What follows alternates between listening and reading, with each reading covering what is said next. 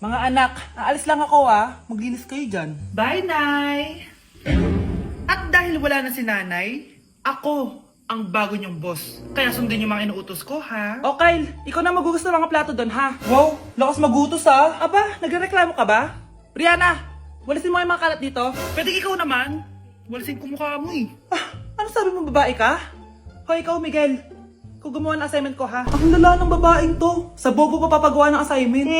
Matutulog lang ako Dapat pagkagising ko, tapos na lahat yan Nakakainis si ate. Sobrang tamad na. Dami pang inuutos. Ano magagawa natin? Favorite kasi ni nanay yan Isumbong na natin niya kay nanay. Hindi pwede inaalipin niya tayo ng ganito. Anong isusumbong ha? Akala niyo hindi ko kayo naririnig? Magtrabaho kayo doon! Tama na ate! Sawang-sawa na kami. Puro kautos. Malinaw naman sa inyo, di ba? Na pag wala si nanay, ako ang boss. Sinong boss? Ha? Wala nay. Actually, kakatapos ko lang maglinis ng bahay, Luh, sinungaling. Scarlett, wag mo na ako lokohin. Hindi naman talaga ako umalis dito. Sinisigurado ko lang kung naglilinis talaga kayo lahat. At tama nga yung sinasabi ng mga kapatid mo. Na para kang boss umasta dito sa bahay. Anay. Mga anak, kayo na bahala sa ate nyo. Utusan nyo ng utusan yan. Ate, ikaw na magugas ng mga plato dun. Eto na. Pagkatapos mo dyan ate, maglaba ka ha? Oo, sige. Pagkatapos mo maglaba, gawin mo yung project ko ha? Sige boss. Lahat ng utos nyo gagawin ko. Mga anak, maganda ba? Mawawala ako ng 3 araw Nay, kailangan ba talaga tumuloy doon? Importante yun anak. Minsan lang ikasal yung kumare ko, no? Tsaka sa Cebu siya gagawin, di ba? Shala. Basta Nay, mag-ingat ka Oo naman anak, huwag ka mag-alala. Siya na, alis na ako. Mga kapatid mo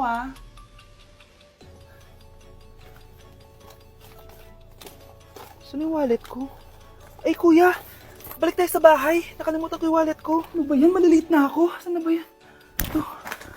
Ano ba yan? Oras na. Mabuhay, ma'am. Welcome to Air Philippines. How can I help you? Ay. Miss, dito po ba yung flight VD415? Yes po, ma'am. Check ko lang po. As per dito, ma'am, nakaalis na po yung aeroplano. Hindi ako pwede malit sa kasal na kumare ko. Kailangan ko umabol. Ma'am, kailangan niyo po ulit mag-rebook So, ang next available flight is bukas pa po, ma'am. Ano ba yan? Gawin mo ng paraan. Diyos ko, sayang lang pera ko. Wala palang kwenta to airlines niyo Uwi na nga lang ako. Sorry, ma'am. Nay, nandito ka na agad? Akala ko ba 3 araw ka mawawala? Di ayun, naiwan ako ng aeroplano. Alam mo, parang pinipigilan talaga ako ng universe makaalis Nay, buksan mo yung TV. Bakit? Breaking news! Nandito tayo ngayon sa site kung saan nag-crash ang flight VD415. Ayon sa mga otoridad, walang nakaligtas sa mga pasahero nito. Kaya pala, kung nakasakay ako dun sa aeroplano na yun, patay na ako ngayon. For our last question, ano ang full name ko? Wala naman yun sa lesson Siyempre, dapat alam niyo yung pangalan ko. Dami namang alam nito. Di ko maalala full name niya. Perfect na sana ako Kapag di niyo nasagutan yan, -10 kayo sa akin. Aba ma'am, paano namin malalaman yung full name mo? Di ka naman nagpakilala sa amin. Ano ka, sikat? Artista? Ang lakas mo mag-minus kapag di nasagutan yung full name mo? Sige nga, ano full name ko? Kapag di mo nasagutan, ma-minus ko yung sweldo mo. Tsaka magagamit ba namin yan kapag nagtrabaho na kami? Di naman, diba? Pakinamin sa full name mo. Unang tanong, magbigay ng bagay na nagsisimula sa letrang K. Okay, Samantha? Kuko? Kuko is 3 points lang. Sayang. Okay, ikaw naman, Scarlett. Sisimula sa K. Kifi. Kifi is the top answer. Yes. Okay, next. Magbigay ng parte ng katawan. Scarlett, dahil ikaw ang nakahula ng top answer, ikaw ang mauuna. Pantog. Basic. Pantog is 10 points. Bakit 10 lang? Samantha, pwede ka bang bumawi? Parte ng katawan? Esophagus! Esophagus is the top answer! Yun! Eto na! Sino kaya sa inyong dalawa ang mananalo ng 1 million pesos cash? Akin na tong 1,000,000. Humanda ka sa akin, Scarlett. Anak, ayusin mo! 1,000,000 yan! Mauna tayo kay Samantha. Ano ang bagay na mahaba at matigas? Mahaba at matigas? Tornilyo? Tornilyo is 50 points! Pero, hindi ito ang top answer natin, ha? Okay, Scarlett, may chance ka pa na hulaan ang top answer. Bago ko sagutin yan, Nay, kung nanonood ka man, eto na yun, Nay! Mananalo na tayo ng 1,000,000! Go, anak! Ang bagay na mahaba at matigas ay... Opo mo sumagot, anak! Sayang yung 1,000,000! Hoy, wag mo sasabihin kay nanay na pupunta ako sa boyfriend ko, ha? Sige na, bye-bye. Hoy, bata ka! Saan ka pupunta? Anay! Gagawa lang po kami ng project sa kaklase ko. Wow! Kailan ka pa nag-aral na maayos? Pupuntahan niya yung boyfriend niya. Ah! Kaya pulang-pula yung labi mo kasi tatakas ka! Anay! Humanda ka sa akin. Sasakalin niya daw ako, Nay, oh! Aba! Humanda ka sa akin, bata ka! Halika dito! Anay, hindi na! Nay, nawala daw ni Kuya yung Tupperware mo. Ano? Nawala niya yung pinakamamahal kong Tupperware? Humanda sa akin ang kuya mo. Nasaan yan? Lagot ka, kuya. Galit sa'yo si mama. Ano sabi mo, Kyle? Nasaan na yung kuya mo? Ha? Nandito ka palang bata ka, ha? Etong sa'yo. Bakit mo pinato yun, Nay? Sabi ni Kyle, nawala mo doon Tupperware ko. Anong nawala? Eto Tupperware mo, Nay, oh. Ay, nandyan pala. Agad ka kasing nagpapaliwala dyan.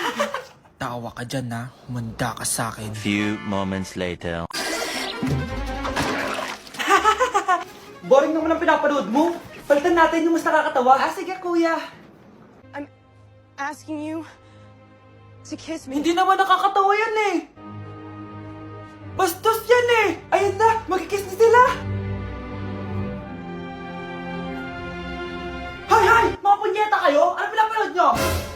Anay! Si Kyle, Nay. Siya yung nanonood eh. Kyle! Ang bata mo pa! Ganyan na pinapanood mo? Kala ko naman matino ka. Si Kuya yun, Nay eh. No! Simula ngayon, bawal ka na mag-TV.